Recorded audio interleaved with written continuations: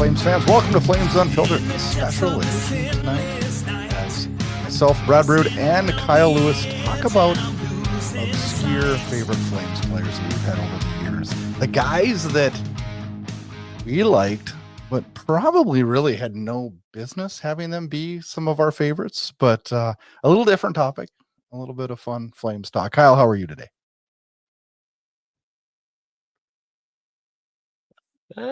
Just dandy. Just dandy. Yourself? I didn't know if you were going to respond there. I thought you were like checking out on me there.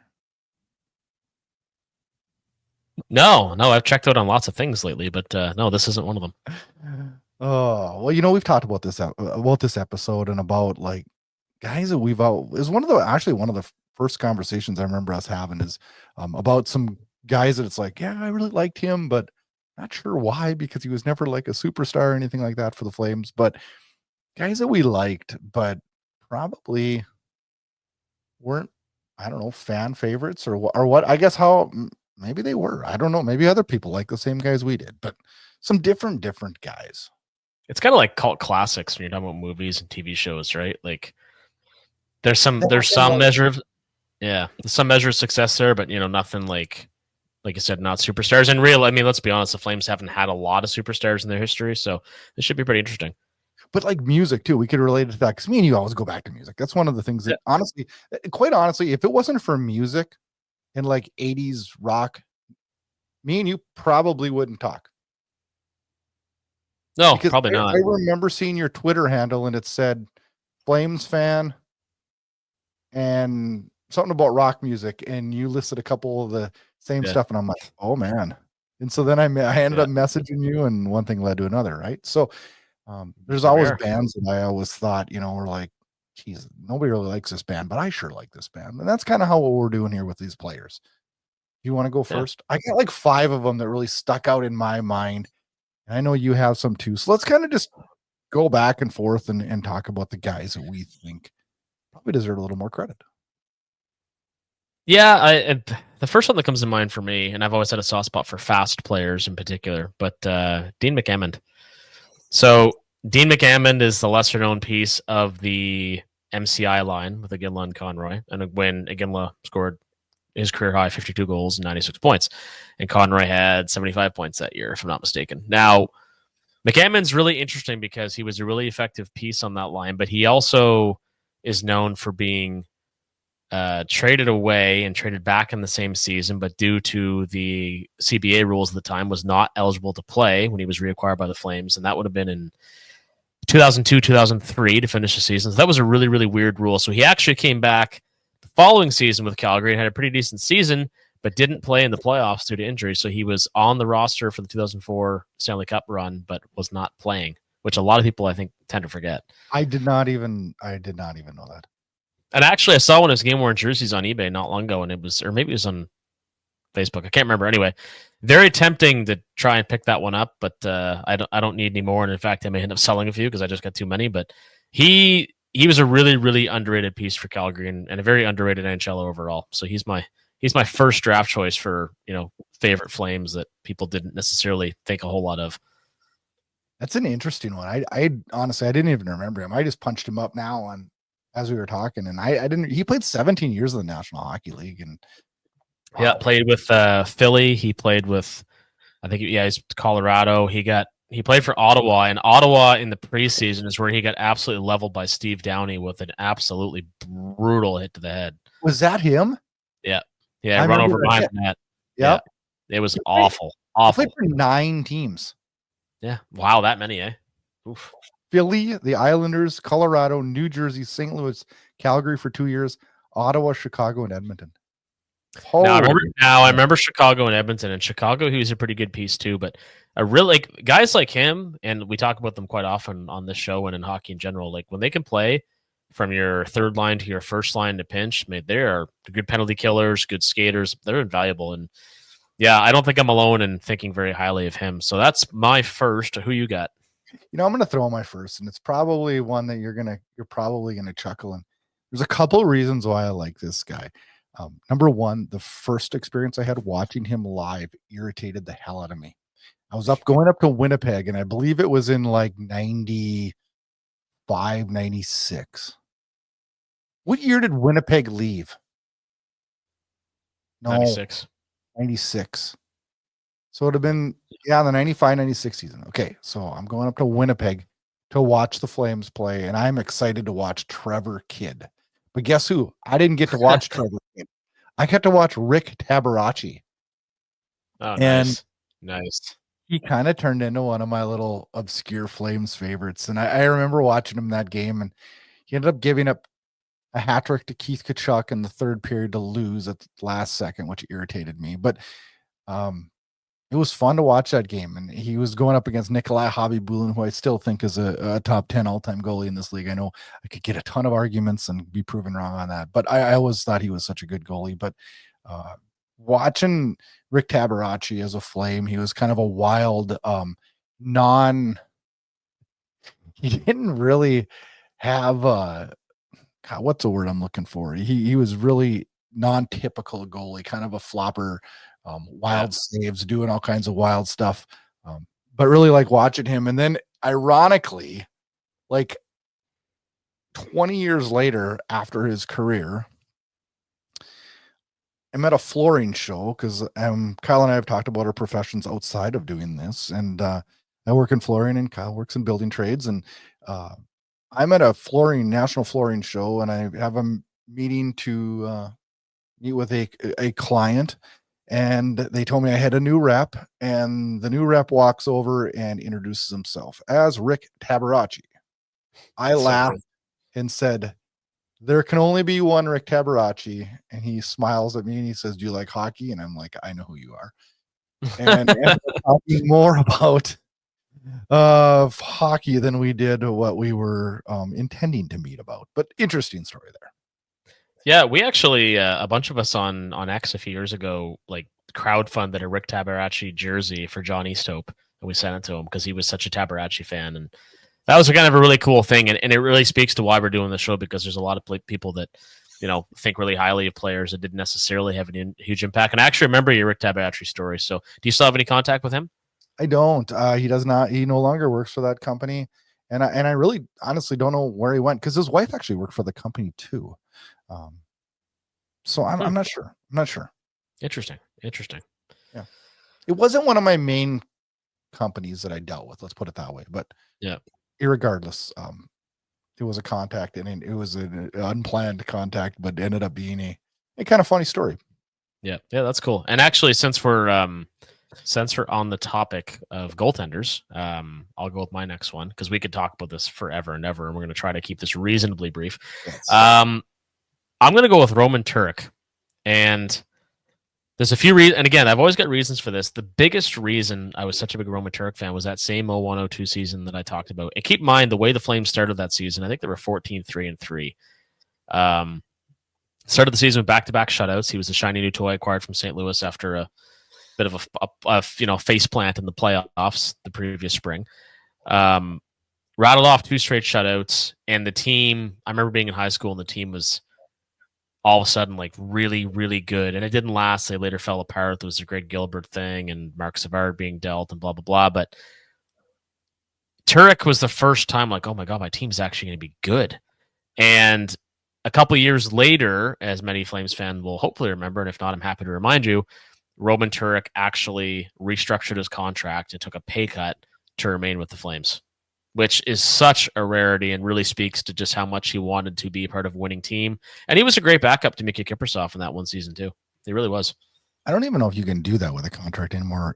Can you? I don't believe you can. I'm not sure. I mean, it would have to be a mutual agreement of some kind, which would likely, lead to a mutual termination of some kind. But, and he was a big, big dude, huge Iron Maiden fan. Of course, had Eddie on his helmet, which I also thought was cool. Yeah, but he did. I remember that. For a very brief period in his career, he made the Flames relevant until the wheels started to fall off.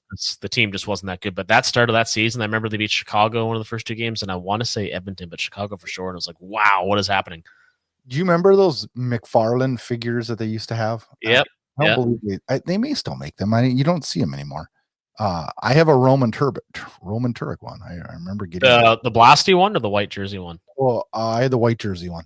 Nice. Yeah, because there was 2 of him, which is pretty cool. Yeah, Pretty cool. So who else you got? I got Eric. We should say we're doing 5 each, by the way. So go ahead. Yeah. So we're not going to keep you here all day. So Eric Nystrom, I got a guy that I think this organization had much higher hopes for, myself included. His highest point year was in 09-10. He had only 19 points, but it always seemed like to me that Eric Nystrom was a hard worker. Like always working hard, always seemed to have the right attitude, and played on some teams that were really in a really down time for the Flames. And it was back when we were drafting a lot of prospects in hopes of turning the fate of this team around. And he was just one that just didn't seem to click. But I always really liked him playing. I remember getting an autograph stick from him, and just a really good guy, and kind of one of those obscure guys that I always cheered for. Yep. And he was it 03 he was drafted? Believe so.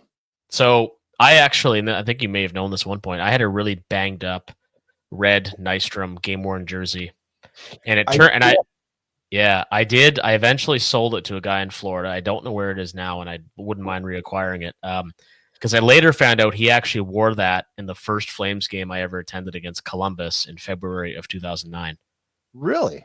It's the exact same jersey, like a 1-of-1 that he wore that night, and it had some awesome repairs, which, as we've talked about, makes game warrants even more valuable because they're stitched up and they have all these different markings. Yeah. But that was a beautiful jersey. I could find the guy I sold it to, but he might have sold it since. I don't know, but it was a nice one.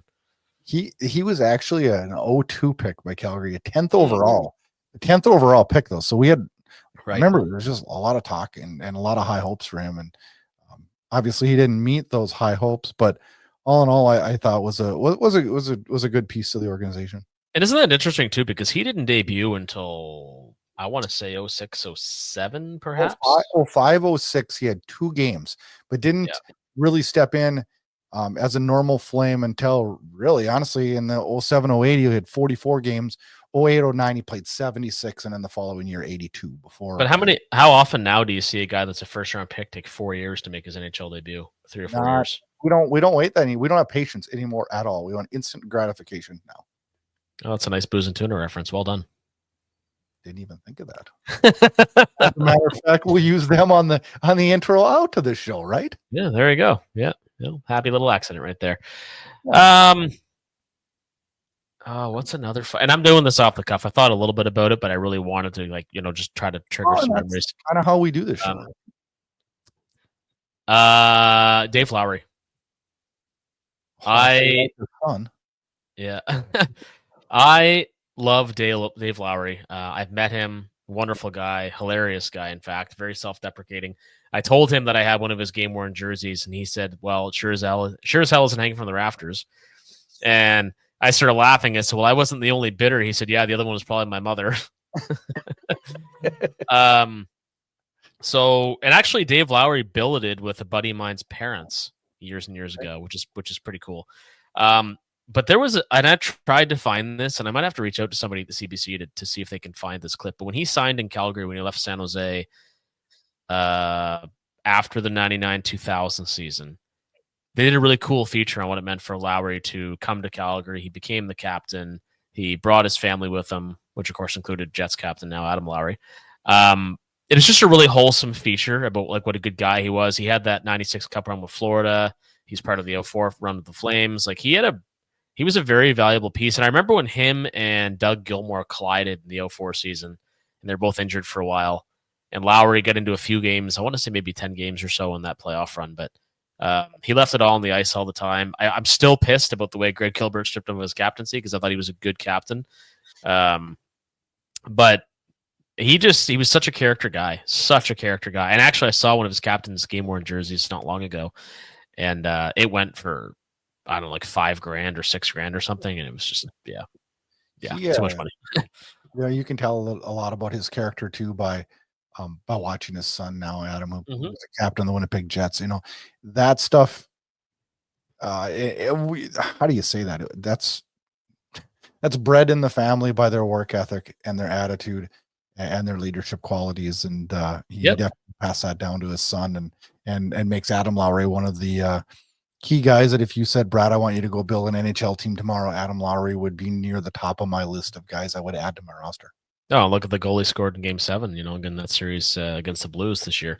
Now, the other thing, too, that's worth mentioning here is that I would like to say Lowry is just so highly thought of as, as a character guy, but he's coached in Calgary with the Hitmen, the Flames. He's coached with the Jets. He's coached with Seattle. He's carved out a pretty nice coaching career for himself, too. He's a sought-after guy, so good for him. Definitely.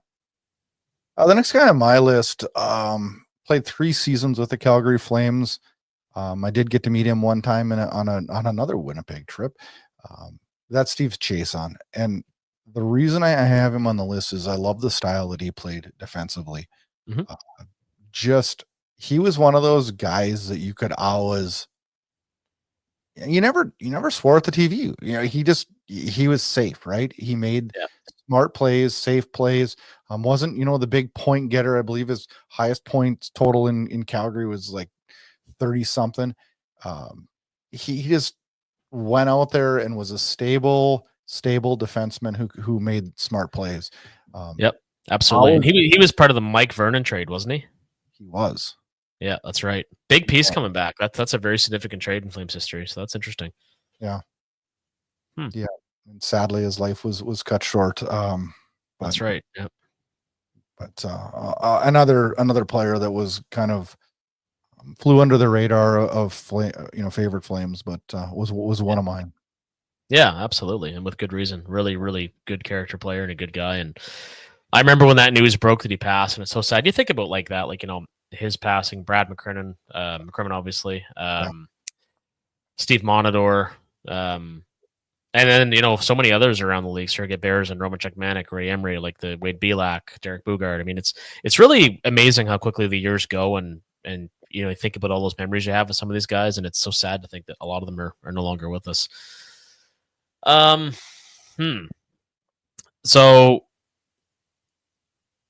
and I went back and forth on defensemen a bit too on a few different guys that I liked, and one of them that I landed on because he was a really pivotal part of when the Flames finally became good when he chose to sign here, during the lockout or just after, I believe, was Roman Hamrlik.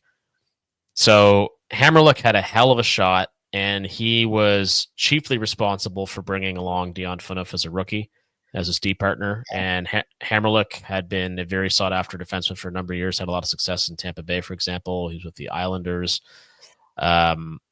Had an absolute rocket of a shot and was a very steady presence, I felt. And was just, I remember him, Tony Amonte, Darren McCarty, who I'll be playing hockey with in a few weeks. Like those guys, they really signaled a change with the new CBA and the lockout ending. It's like, okay, all of a sudden the Flames, the Oilers, these teams can get good players. And Hamrlik was one of those pieces, and he came along at the perfect time. We really needed a guy like that. He was only here for 2 seasons, but they were 2 really effective seasons. And he kind of started a trend of went from Hamrlik to Adrian Aucoin. Yes. And we had these guys, and Aucoin, I'm going to give honorable mention here too, just because these guys, they were really, really important, and they were a big part of Flames teams that really underachieved in the late 2000s, the mid to late 2000s. But Hamrlik was a personal favorite of mine. After Hamrlik, you said we went on to Aucoin, and who else did we went on to another big defenseman there that I believe we lost to Vegas. Why am I drawing a blank? We lost to Vegas. That would have been Derek Engelland. There you go. That's what I was thinking about. Derek Engelland, and we had they all kind of fit that mold, though. You know what I'm talking about? Well, and it was a weird time too, because Rhett Warner started to have some injury troubles, and he kind of faded into obscurity by 2009. Corey Sarich was a big piece. There was a real run of. Actually, I have one of Sarich's game worn jerseys. There was a run of defensemen. Yeah, and they were complementary pieces to the Robin Regeers, the Dion Phaneufs, the Jay Bouwmeesters of the world. Jim Vandermeer, was a big part of that series against San Jose in 2009. Is that the series? Yeah, okay. And in 2009. That's one where Roenick scored and we lost in Game 7. That was a tough series. That's the one where Sarich destroyed Marleau. That was fun. That was real fun. What year was it, though? Was it 98 when we were up 3-0 on San Jose and ended up losing 3 or 4 straight in overtime to lose the series? Ugh. Yeah, it's rough, man. Those were so. Well, that would have been would have been. They didn't make the playoffs in '98. I think '96 against Chicago was the last appearance prior to '04 because I remember there was that 8-year gap, but it might have been '95. I think that Might have been happened. 95. Yeah, it was anyway. We don't want to get into playoff failures. That's a whole other special episode. It is going to be another episode we are going to do possibly this summer. Yeah. My next guy is a guy that when I think of Calgary Flames who were like pure snipers, I put him in this list. You might argue with me a little bit on this one, but I was Christian Huselius. I loved watching Christian Huselius play. Yeah. He was just so skilled offensively. Wasn't the most physical presence out there, but his 06-07 year when he had 34 goals, 77 points. Yep.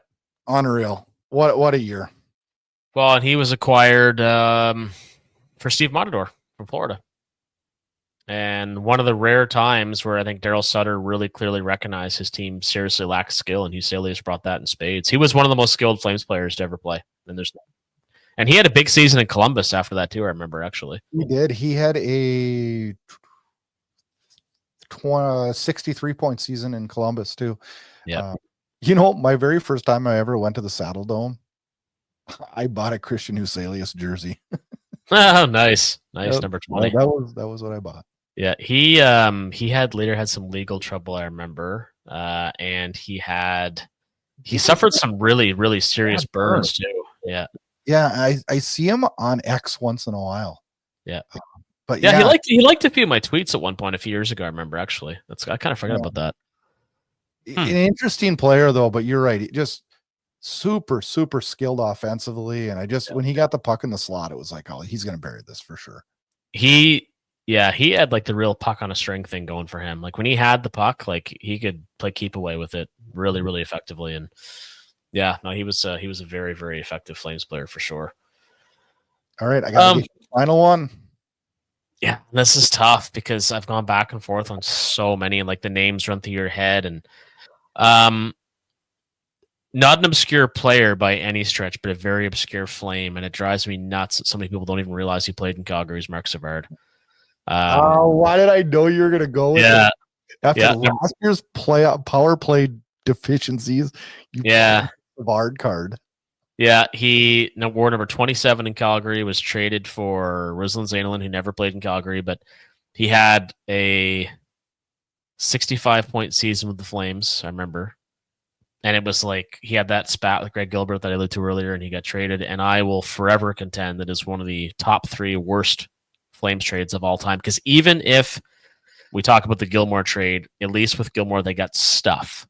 They got things. They got people. They got absolutely nothing from Mark Savard. And I'm pretty sure if you go on the Flames website, Zainalin is still technically Flames property 25 years later. Nice segue, Kyle. We are doing this episode here in the coming weeks also as significant trades in Flames history. Yeah. Yeah. And I mean, he meshed well with the Ginlaw. He was super skilled. He went on to have monster seasons in Atlanta and Boston before obviously his career was cut short by injury. So sadly, he was acquired from the New York Rangers and was an absolute gem. I think one of the pieces that went back to New York was Jan Hlavich, who played with Peter Nedved and Radek Dvorak on that infamous Czech line in the early 2000s. So, man, my brain is swimming. All right, hit me. What do you got for your last one? The last one is the speedster that had really, honestly, one good year. And it was the year that he goes on the 04 Cup run, and that's Sean Donovan. He had 18 goals, 24 assists, 42 points that year. But man, I liked watching this guy play. Yeah, I did too. Fast. Huge part of the 04 Cup run. You know, when I sit and I look at that roster, I was thinking about this actually earlier today, about that 04 roster and how I was thinking about the current day roster, and I was thinking about, well, he can't play on a championship team. You know, I was just looking at our current players, and I'm like picking out guys, and I'm like, he can't play on a championship team. And then I sit and I think about the 04 roster, and I look at guys like we talked about earlier in this episode, Lowry, what an impact he was on that in a smaller, lesser role. You know, you had guys like Chuck Kobasu in a lesser role, a guy like Sean Donovan in a lesser role. I mean, let's be serious. Sean Donovan was minus 90 in his career. This guy is still one of my favorites because of what he did for a playoff run. Yeah. That's it. This guy played for 7 teams in his career, but watching his speed and watching what he brought to the team, an aspect of what it took to get this team, of a bunch of guys that were not a lot of stars. No, very, very, very few. Him, Ville Nieminen, Chris Clark, Oleg Saprinkin. Now, here's a fun one for me, and don't give me any because I got to think about this. But you said 7 teams that Donovan played for? Yeah. Okay, so Calgary, Atlanta, yep. Ottawa. This is where it gets tough. Let me think now. Wow, this is where it gets really tough. Wow. Oh, yeah. I started hot, man. I cooled off quick. I thought I was hot and ready for that one. I love it. I do this all the time too. I think I know. Did he play for Boston? He did play 1 year in Boston. Yes. So you have 4 of them so far. All right, so more than 50%. All the ones that you're missing are pre-Calgary ones. Oh, really? Was Atlanta after Calgary? Atlanta was before Calgary. Okay. He's got 3 other ones before Calgary. Calgary was his 5th team. Did he play for San Jose? He did. He started. Oh man, that's where he got. I'm 5 for 7. Oh, yes. And then he went from San Jose to where? So somewhere between San Jose and Atlanta. Yes. Oh shit, I don't know, man. It wasn't. I know. Colorado. He went to Colorado. Really? I didn't know that actually. Seasons. Yep. And then he went to Atlanta for 2. No, excuse me, 3 in Atlanta. And then he went somewhere for 2 years right before Calgary. Eastern Conference team. I never knew this. Philly? Pittsburgh. Didn't know that. Oh, really? Wow. Oh, you know what? No, that does sound familiar. Yeah. Wow. And I was waiting for you to bring him because I know how much you were a fan of his, and I'm still looking for a game worn jersey of his for you. I know I would like that. I really would. I really liked watching him play. You know what's funny though? Like the guy did not score very much, but I went up to Calgary in 05. 42 points on 18 goals in 03-04. Am I right? Yeah. Yep. How do you know that? That's scary. But in 05-06, scary. 05-06, I went up to Calgary to watch them play 2 games, one against Colorado, one against Detroit. In the Colorado game, they beat him 6-2, and Sean Donovan had 2 goals. He only had 9 all year. Oh, wow. Yeah, you went to the right game then if you're a Sean Donovan fan. Wow. Huh. Well, you know what? We'll have to do an episode about like Flames, and I think we talked about this actually doing, Flames that drove us nuts. That were more obscure, And right away, I've got like 15, so that could be a 3-hour episode. But anyway, I better make a note here. That's what we got to do next. Oh man, I hope none of those guys are listeners. I can't imagine, but you never know. You know what? They probably would want to join the show. I mean, because once your career is done, and let's be honest. They're professional athletes. We'd give anything to be in their shoes, but like, that's just what it was for that time in Calgary, right? I know. That not every player's experience within every organization and throughout their career is positive. We gotta get Brandon Evans on this show. Okay. The missing piece of the 04 Cup run. He played all of 5 minutes in the playoffs or something. He did? I don't even remember that. Oh yeah. Yeah. He was like an emergency recall when Gauthier, Monador, Commodore, and everybody was hurt, and he played in the series against Detroit. Anyway, that's a discussion for another day. Holy cow. It is. All right. Well, thank you for joining Kyle and I on this special edition episode. We're going to be doing this throughout the summer so that we can get out shows every single week. And plus, a whole bunch of fun to do these because it is different than the daily routine that we usually do on the show. And it's always fun talking about Flames history. As we leave today, we mentioned them earlier in the show. Kyle did. Booze and Tuna. A good band. Check them out, Apple and Spotify. Flames fans, we're back again next week talking Flames hockey. Have a good week. See you guys.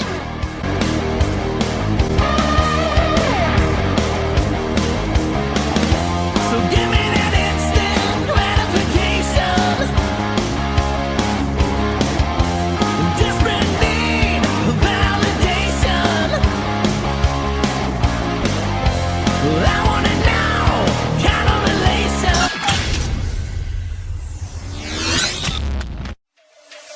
Thanks for listening to Flames Unfiltered with Brad Burud and Kyle Lewis, your source for unfiltered Calgary Flames hockey talk. Keep it locked on flamesunfiltered.ca. Subscribe where you get all your podcasts to never miss an episode. Flames hockey talk every week, presented by Inside Edge Hockey Media Group.